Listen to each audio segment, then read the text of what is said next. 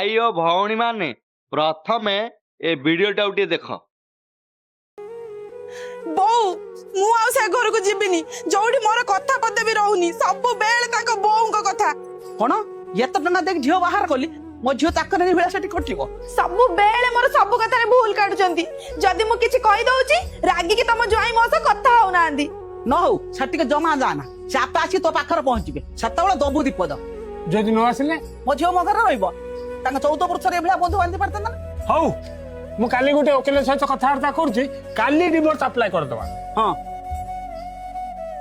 तमे दी जण ताऊ घर बाहर पारिबोनी काहे की बा अरे झियोटा शाशु घरे स्वामी की छाड़ी के आसी के बाप घरे रोइला पांच लोक तो पांच कथा कहबे ना सेठी तो जणको कथा सही पारलानी एठी पांच जण कथा केमी सहिबो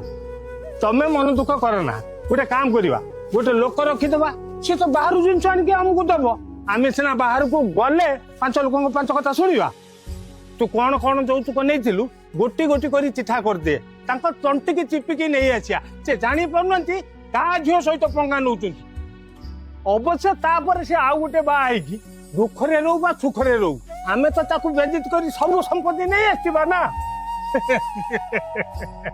तो झियो ता बापू को छाड़ी के रह जीव ना मां पाखर तो एते संपत्ति अछि बापूर आवश्यक कोन मते बापा दरकार बापा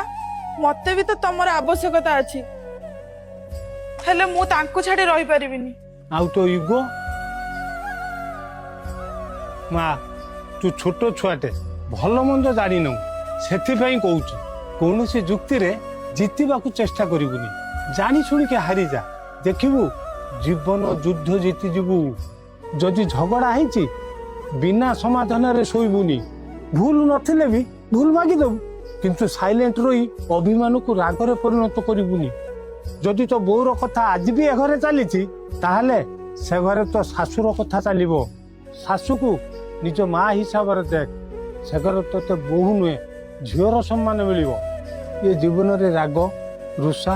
अभिमान सब आसीबो किंतु से घर छाड़ी तो आसीबुनी आमे समस्त तो भल पाऊ किंतु तोर प्रकृत भल पाइबा तो स्वामी पाखरे अछि सेटू तू मछाणी के गले स्वर्ग को जीवु बाप घर नुहे तू न कहीकि आसीचु बोली जई मते फोन करके जणई थिले जा तले जई छेड़ा आइचंती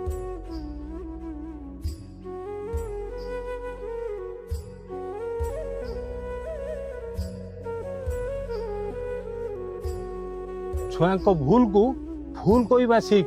से सुखरे रहिबे।